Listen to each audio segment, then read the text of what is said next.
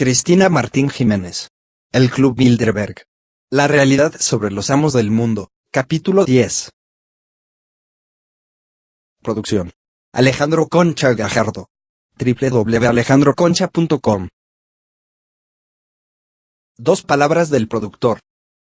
Este libro posee dos anexos. Una completa y rica bibliografía al efecto, y otros datos muy interesantes, e imágenes que dan al tema una visión de conjunto y una comprensión esquemática muy útil.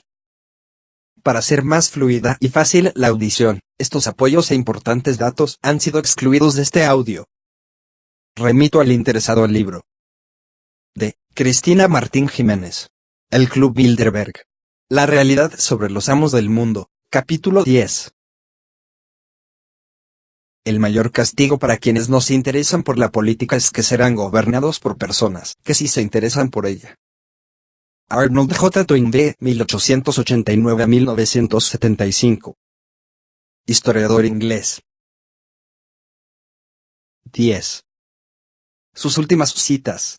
La agenda de Bilderberg.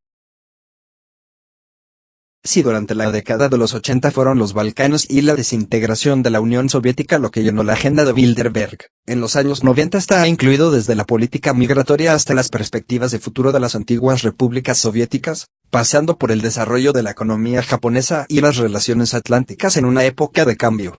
Uno de los temas que más insistentemente se llevó a la agenda durante toda la década fue el tipo de Europa que debía construirse. En 1994, una de las conferencias de la reunión llevaba por título, Europa, ¿cohesión o confusión? El análisis del trabajo, en un momento de migración favorable, se centró en debatir qué tipo de oficio y en qué países debía potenciarse. Como ven, lo controlan todo, hasta la generación de trabajo. Ya entonces preocupaba a los Bilderbergers las consecuencias de los cambios políticos generados por el fundamentalismo islámico, así como la emergente China, cuyo debate fue planteado con esta premisa, las consecuencias de la convulsión o la estabilidad. Rusia, por aquel entonces, llamaba la atención de Bilderberg debido a las repercusiones de su ideología en el ámbito internacional tras la desaparición del muro de Berlín. A finales de la década, inquietaba el modelo de relación comercial que debía desarrollarse entre la Unión Europea y Estados Unidos. La agenda de 1999 contenía temas como genética y ciencia, Kosovo, el rediseño de la arquitectura financiera internacional, el futuro de la OTAN, y la relación entre información, tecnología y política económica, entre otros. En el año 2000 las ponencias llevaron por título, las elecciones en Estados Unidos, la globalización, la nueva economía, los Balcanes y la ampliación europea. Las cuestiones que han concentrado la atención en los primeros años del siglo XXI van desde el terrorismo internacional hasta el empuje de la economía china en Occidente, pasando por la relevante problemática energética y la implantación del euro. Los intereses en Oriente Medio, el Magreb, Israel así como las guerras de Afganistán e Irak, y las políticas de Irán y Corea del Norte cierran los principales temas tratados estos últimos años. 2005 y el fracaso de la Constitución Europea. Durante las dos últimas citas, los globalistas han debatido acerca de los acontecimientos que están cambiando las estructuras sobre las que ha caminado Occidente hasta la entrada del siglo XXI. En 2005, los participantes de la reunión celebrada en Rotterdam, cerca de Múnich, Alemania, del 5 al 8 de mayo, no previeron el rechazo de los europeos, encabezados por Francia, a la Constitución comunitaria, defendida ferozmente por el presidente del club, Etienne Vignon, y cuyo artífice ha sido el Bilderberger y expresidente de la República Francesa Valéry Giscard d'Estaing. Tras este golpe de efecto inesperado y dañino, tanto para los estrategas europeos como para los americanos, los globalistas han decidido esperar un tiempo prudencial hasta el segundo asalto. Europa es una zona estratégica esencial para América, que la necesita fuerte y unificada bajo las mismas leyes y criterios de actuación. Ya en 1997, Zbigniew Brzezinski subrayó en su libro El Gran Tablero de Ajedrez lo siguiente, Europa es la posición de fortaleza geoestratégica fundamental para América. La Alianza Atlántica autoriza a América a tener una influencia política y un peso militar sobre el continental europeo. Si Europa crece repercutirá directamente en el beneficio de América. Europa Occidental se está convirtiendo en gran medida en un protectorado americano y sus estados nos recuerdan que éramos los vasallos y los tributarios de los viejos imperios. Europa tiene que solucionar el problema causado por su sistema de redistribución social porque es demasiado pesado y coarta la capacidad de iniciativas. Que el padre de la Constitución Europea no fuese otro que el presidente del Club Bilderberg da una idea bastante aproximada de la línea del documento y los fines que perseguía. Francia fue el primer país en plantarse ante lo que consideró un peligro a su independencia política, social y económica. La Constitución Europea era demasiado rígida y compacta para unas naciones que, pese a las semejanzas que los unen, siempre han llevado a gana las diferencias propias que los definen. Otra de las preocupaciones que Bilderberg incluyó en su agenda de 2005 fue la imparable trayectoria económica china, que amenaza la estabilidad de países como Tailandia, Bangladesh, Marruecos, Túnez y Egipto debido a que gran parte de su mercado depende de las empresas textiles. China exporta su ropa a un precio un 58% inferior al resto del mundo, que le permite competir y vencer en los mercados de Occidente. El actual presidente francés, Jacques Chirac, asistente en más de una ocasión a las reuniones del club, advertía de forma tajante: no podemos aceptar que estos productos invadan nuestros países sin ninguna regulación. Un tirón de orejas que cuenta con el aplauso de las patronales y los sindicatos de la Unión Europea y los Estados Unidos. 2006 y el rebelde Hugo Chávez. En 2006 Bilderberg celebró su reunión anual en el Hotel Brook Street Resort de Ottawa, Canadá, del 8 al 11 de junio. Su agenda incluía la proliferación nuclear en Irán, Corea del Norte y Pakistán, así como las repercusiones económicas de las nuevas políticas latinoamericanas y la expansión del imperialismo chino.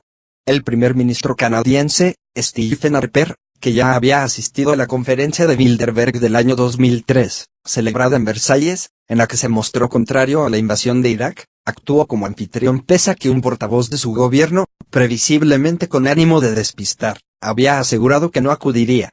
La prensa pudo constatar su participación al verlo llegar al hotel en su coche oficial. Los reporteros que aguardaban en las inmediaciones del hotel tuvieron la oportunidad de cuestionar a Richard Perle por la falta de publicidad de las conferencias. «Esto es una organización privada», respondió el antiguo consejero de Ronald Reagan y asesor personal de George Bush. Los reporteros le preguntaron entonces si los miembros del club volverían a especular con el precio del petróleo. «Si hiciéramos eso, yo comerciaría con el futuro del petróleo y yo no lo hago». Un año antes, en la reunión celebrada en Rotterdam, Alemania, los asistentes abogaron por el incremento sustancial del precio del crudo y poco después el barril subió de 40 a 70 dólares. Henry Kissinger predijo una subida en los próximos años hasta los 150 dólares. Tras el petróleo, la discusión se encendió durante el debate acerca de la invasión potencial de Irán, un tema que ya desde el año anterior traía de cabeza a los componentes del club. En Canadá, según informó James Tucker, los Bilderbergs de Europa dejaron solos a los enviados de George Bush y le hicieron saber que le niegan el mínimo apoyo al anhelado enfrentamiento bélico por parte del presidente, como él ponderaba, una opción sobre la mesa. Un asistente europeo aseguró que ellos no apoyarían ninguna intervención en Irán, no le ayudaremos a mantener una guerra para Israel. Varios asistentes hicieron notar que Israel tiene armas nucleares desde 1963 y que nunca ha suscrito el Tratado de No Proliferación Nuclear, ni su arsenal ha sido sometido a inspecciones internacionales. Fue York Ball, un miembro de Bilderberg y el número 2 del Ministerio de Asuntos Exteriores bajo los presidentes John Kennedy y Lyndon Johnson, el primero que reveló que Israel posee armas nucleares. No es razonable que Irán necesite tal fuerza de disuasión contra Israel, manifestó un Bilderberger no identificado. Si ustedes invadan Irán, señaló refiriéndose a los americanos, Israel es su único aliado. Buena suerte. Entre los oyentes de esta discusión se encontraban Eival Hildi de Israel, el jefe de coordinación y estrategia de la oficina del primer ministro, y Saad Abu Amr, miembro del Consejo Legislativo Palestino, presidente del Consejo Palestino de Relaciones Exteriores y profesor de Ciencias Políticas en la Universidad Birzeit. También, Ahmad Chalabi, ex primer ministro de Irak y una de las fuentes claves de desinformación sobre las armas de destrucción masiva de Irak. William Luty, ayudante especial de Bush en la política de defensa, y Richard Perle, antiguo consejero del Departamento de Defensa, aún muy cercano a Bush, respondió que los Estados Unidos simplemente intentan parar la proliferación de armas nucleares y hacer del mundo una caja fuerte. Pero, un europeo le replicó: ¿Cómo piensa que el mundo será una caja fuerte si usted invade Irán y este responde disparando misiles sobre su aliado, Israel? Israel responderá atacando con armas nucleares y usted tendrá su anhelada proliferación. Robert Zoellick, secretario de Comercio y principal asesor del presidente Bush, exclamó que sería necesario continuar la opción invasión, presionando a Irán para que abandone su programa de armas nucleares. Usted se equivoca, contestó el europeo. Irán rechaza ser intimidado por los Estados Unidos. Ahórrenos muchos problemas y olvídese de la invasión a Irán. Los americanos permanecieron silenciosos. Finalmente se decidió que la mejor opción sería la vía diplomática, mediante la que se decidió posteriormente no invadir el país. Producción: Alejandro Concha Gajardo. www.alejandroconcha.com. El ambiente de Bilderberg fue descrito como difícil cuando tocó debatir acerca del petróleo, una polémica seguida con atención por los magnates del crudo, como el banquero David Rockefeller, la reina Beatriz de Holanda y Franco Bernabe, vicepresidente de Rothschild Europa. El acuerdo general de Bilderberg fue no forzar los precios del crudo en ese momento e instó a los petroleros a disfrutar de las inmensas ganancias del último año. El proyecto del club es extender el área del libre comercio ALCA desde Alaska hasta la Tierra del Fuego, haciendo del continente una Unión Americana. Frente a esta coalición, Hugo Chávez sitúa su alternativa bolivariana para América Latina y el Caribe, ALBA, calificada como una propuesta revolucionaria que pretende exportar a las naciones vecinas para bloquear la extensión de ALCA, a la que ha tildado de ser una herramienta más del imperialismo para la explotación de Latinoamérica.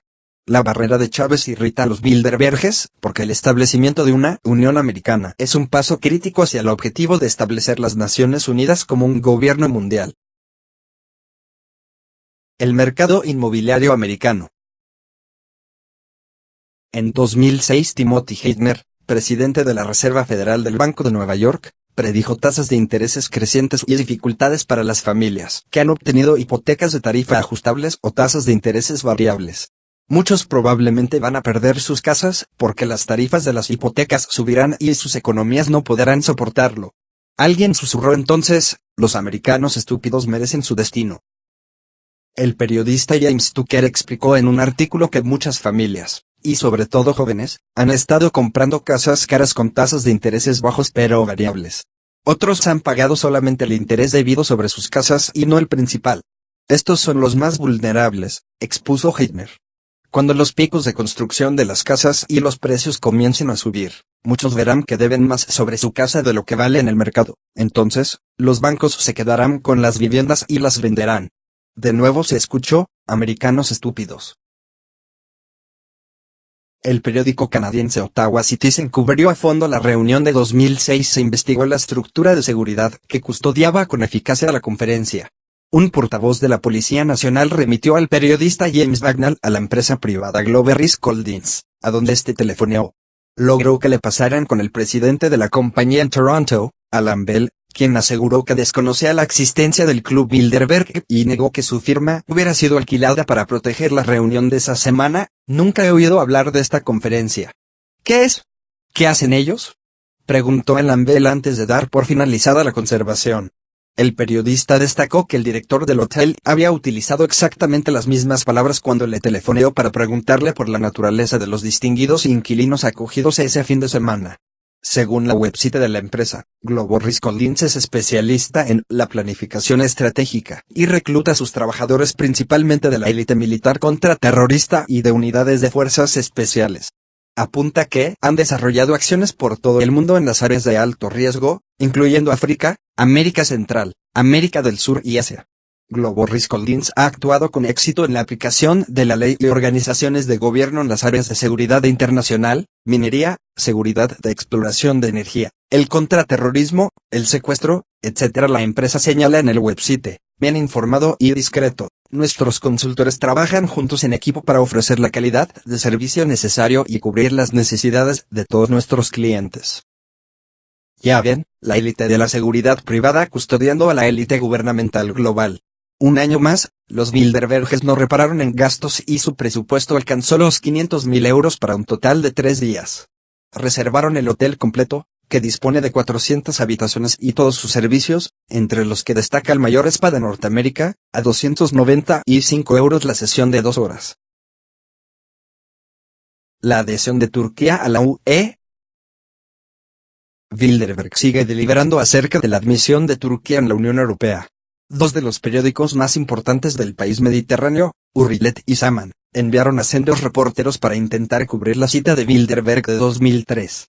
Estos diarios publicaron que el ministro de Finanzas turco, Ali Babakan, estaba asistiendo a la reunión junto con otros funcionarios nacionales pese a la oposición islamista. El investigador y experto en terrorismo turco Aytun Altidal, columnista de Zaman, escribió: este primer encuentro formal entre el nuevo partido de gobierno, Justicia y Desarrollo, AKP, y los lores del nuevo orden mundial, quienes han estado observando muy de cerca a Turquía durante años, resulta muy significativo. Altidal agregaba: serán varias las peticiones realizadas al Partido de Justicia y Desarrollo. Si éste satisface las demandas, se sentirá en libertad para actuar en política nacional e internacional. De lo contrario, se encontrará en una situación difícil. Es significativo que el partido en el gobierno turco tuviera la inevitable obligatoriedad de reunirse con los amos del mundo y que se le exigiera en este ámbito una serie de requisitos para actuar en su propio ámbito interno y en el exterior. No existen suficientes vías y órganos democráticos en la Unión Europea capacitados para realizar este tipo de reclamaciones y demandas. En esos términos se le está hablando a Turquía. Si atendemos a las manifestaciones de los medios de comunicación, a finales de 2006 las cosas pintaban negras para su admisión en la Unión Europea, pero en el seno de Bilderberg prevalece el deseo imperante de su ingreso urgente, pues Turquía constituye un punto estratégico esencial en su agenda geopolítica. De hecho, tanta importancia le confiere al país del Bósforo, que la próxima reunión, en 2007, según los primeros datos que tengo, se celebrará en Estambul. En este sentido, no puede ser una casualidad que el último premio Nobel de Literatura, Orhan Pamuk, sea precisamente turco. Y menos casual aún es que la editorial Mondadori adquiriese todos los derechos de su obra un mes antes de hacerse público el premio. Bilderberg 2007. Como hemos visto, en 2007 los Bilderberges, según todos los indicios, se reunirán en Turquía, cuna de la civilización bizantina, concretamente en Estambul.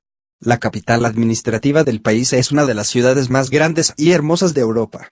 Estambul es la antigua Constantinopla del Reino de Bizancio y, durante su larga historia, ha estado bajo dominio griego, cristiano, persa, romano y musulmán.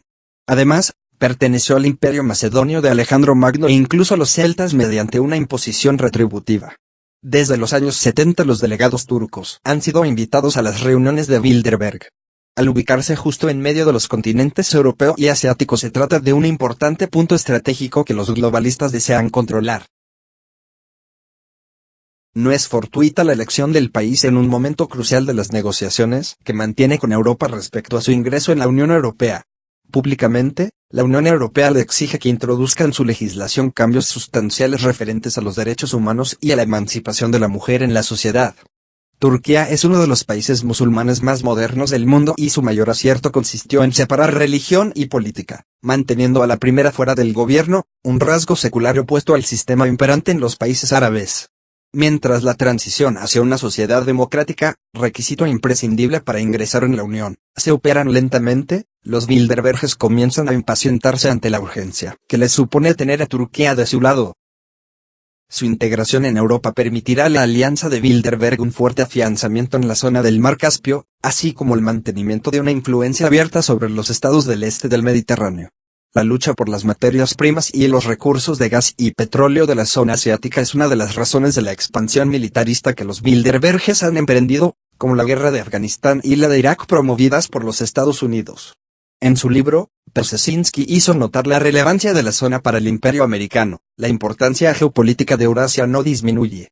No solamente es su periferia occidental, Europa, el lugar donde se ubica gran parte del poder económico y político del mundo, sino la región oriental, Asia, que recientemente se ha convertido en centro vital de expansión económica e influencia política creciente. Por lo tanto, el dilema sobre cómo los Estados Unidos, con intereses por todo el mundo, puede manejárselas con las complejas relaciones entre los poderes euroasiáticos, y en particular si es que puede prevenir la aparición de un poder euroasiático dominante y antagonista, es esencial para que los Estados Unidos puedan ejercer su hegemonía mundial. Después de esta premisa, no extraña que el profesor Zbigniew Brzezinski, uno de los hombres más influyentes en el ámbito del pensamiento geoestratégico, haya sido el ideólogo de la última guerra de Afganistán. Brzezinski continúa advirtiendo que el poder que consiga dominar Eurasia poseerá el control de dos de las tres regiones más adelantadas y económicamente productivas del mundo. Además, quien controle a Eurasia controlará África. El pensador concluye, Eurasia es, por ende, el tablero de ajedrez sobre el cual la lucha por la primacía mundial se juega. La guerra incesante por los recursos. Producción: Alejandro Concha Gajardo. www.alejandroconcha.com. 53 años después, el Club Bilderberg es una institución perfectamente consolidada, cuyo secretismo facilita la complicidad y el contubernio entre los dueños del dinero y los responsables políticos sin tener que preocuparse de que la intromisión externa interfiera en sus acuerdos y negocios. Se ha operado un importante cambio en el mundo, que bien recogió el artículo La nueva geografía del conflicto, publicado en la revista Foreign Affairs, editada por el CFR. En el ejemplar de mayo-junio de 2001, se indica que en octubre de 1999 los militares de Estados Unidos tomaron una decisión importante que reflejaba un cambio estratégico de su pensamiento: sacar Asia Central del Comando del Pacífico e incluirla en el Comando Central. Esta región se había considerado de segundo orden desde el fin de la Segunda Guerra Mundial, pero la región que va desde los Urales hasta la frontera occidental de China, rezaba el artículo, ahora se ha convertido en un importante objetivo estratégico a causa de las enormes reservas de petróleo y gas natural que, según se cree, se encuentran debajo y alrededor del Mar Caspio. Puesto que el Comando Central ya controla las fuerzas estadounidenses en la región del Golfo Pérsico, su control del Asia Central significa que las personas encargadas de proteger los abastecimientos de petróleo a los Estados Unidos y a sus aliados ahora le darán la atención debida. Durante la Guerra Fría, el enfrentamiento entre Estados Unidos y la Unión Soviética centraba los planes militares, pero la escasez de los recursos energéticos ha obligado a reubicar el planteamiento acerca de la importancia de la zona. Detrás de este cambio en la geografía estratégica, se encuentra el nuevo énfasis que se le ha dado a la protección de los recursos esenciales, sobre todo al petróleo y al gas natural. Si las divisiones de la Guerra Fría se crearon y formaron sobre bases ideológicas, ahora la competencia económica es lo que impulsa las relaciones internacionales y, la competencia por el acceso a estos intereses económicos tan vitales se ha intensificado.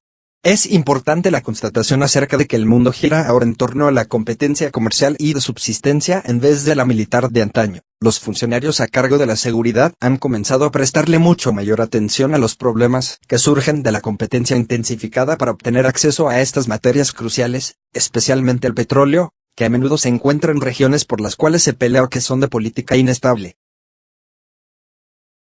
Bilderberg planea y previene los problemas que dibujan los cambios de época, resplandeciendo en la cima de una trama de redes y poderes difusos, opacos, que escapa al conocimiento público. Una órbita secreta, que establece sus interconexiones a través de un círculo cerrado de clubes ultra exclusivos y de reuniones internacionales. En esos centros de intercambio, de negociación, de encuentro, en donde rondan los mismos personajes una y otra vez, se elaboran y debaten los análisis y acuerdos que a menudo preceden a las grandes decisiones mundiales. David Rockefeller comentó en una ocasión, a veces, las ideas presentadas por los informes de la Comisión Trilateral se convirtieron en políticas oficiales. Esas recomendaciones siempre fueron seriamente debatidas fuera de nuestro círculo y estuvieron presentes en las reflexiones de los gobiernos y en la formulación de sus decisiones. Uno de los distinguidos participantes de la trilateral plasmó su deseo de que realmente las deliberaciones se llevaran a la práctica: espero verdaderamente que los puntos de vista formulados por esas personas experimentadas tengan una influencia real en la política internacional. El funcionamiento del sistema indica que los números finales de los balances de los bancos y las corporaciones, los flujos financieros y los patrimonios de familias privilegiadas, dinastías y magnates y hasta los paraísos fiscales dependen, centralmente, del resultado de las opciones políticas concretas e incluso de intervenciones militares o acciones represivas violentas. El poder y el dinero son argumentos más que suficientes para esconder lo que se quiere. El inmenso bienestar del que gozan unos pocos puede sufrir enormes modificaciones con el conocimiento abierto de las decisiones que surgen de estos foros y que debieran tomarse en democracia. Cuando una pequeña élite con semejante acumulación de poder y riqueza se reúne a deliberar, no debe hacerse con el hermetismo que acontece. El mundo, con su actual figura de miserias y carencias, merece una explicación de lo que ellos tratan. No es necesario ser futurólogo para predecir que lo contrario solo traerá nuevos, más cruentos y frecuentes enfrentamientos, y estos no serán ya entre extremistas o terroristas y gobiernos, sino entre ciudadanos esclarecidos y grupos privilegiados que, lejos de toda convicción democrática, determinan sobre la vida, libertad y derechos de millones de personas. Si llega el momento en el que los ciudadanos aparten el velo de su conciencia y se percaten de cómo otros deciden por ellos sin darles la mínima explicación, porque consideran que sus acciones son las correctas, ¿cómo contendrán entonces la sacudida de la sociedad? Podría darse otra revolución similar a la francesa en su fase inicial, aquella en la que el pueblo, hambriento y furioso por las desigualdades e injusticias promovidas desde el poder absolutista de su rey, harto de los privilegios de unos pocos, llevó a cabo un baño de sangre. ¿Le daría tiempo entonces al club de revelar sus intenciones, sus decisiones? ¿De decirnos que todo lo están haciendo por nuestro bien? La información es poder y, tarde o temprano, llega a todos. Y la información también conlleva al cambio. Aunque parezca lo contrario, la sociedad cada vez está más informada y se percata de las verdaderas intenciones de los poderosos. Pero Bilderberg aglutina, cimienta la coalición invisible entre los poderes fácticos a través de una inabarcable red de influencias cuyas ramificaciones penetran en los principales sectores de la sociedad. No se sabe exactamente lo que han decidido ahora, pero puede que el futuro de Oriente Próximo y del presidente de Venezuela haya sido determinado ya, aunque eso no significa que siempre se salgan con la suya. Si no, observen lo que ocurre en Irak. Se ha convertido en una guerra demasiado larga en la que la rebeldía de los grupos políticos religiosos del país está poniendo en un grave aprieto el término del conflicto. De todos modos, ya se está preparando el siguiente conflicto, que tendrá como escenario a Arabia Saudí. Estados Unidos está ayudándola a formar un nuevo Al-Qaeda para combatir a los suníes de Irán y proteger a la rama wahhabí del Islam. De Cristina Martín Jiménez. El Club Bilderberg. La realidad sobre los amos del mundo. Capítulo 10. Fin del capítulo. Producción: Alejandro Concha Gajardo. www.alejandroconcha.com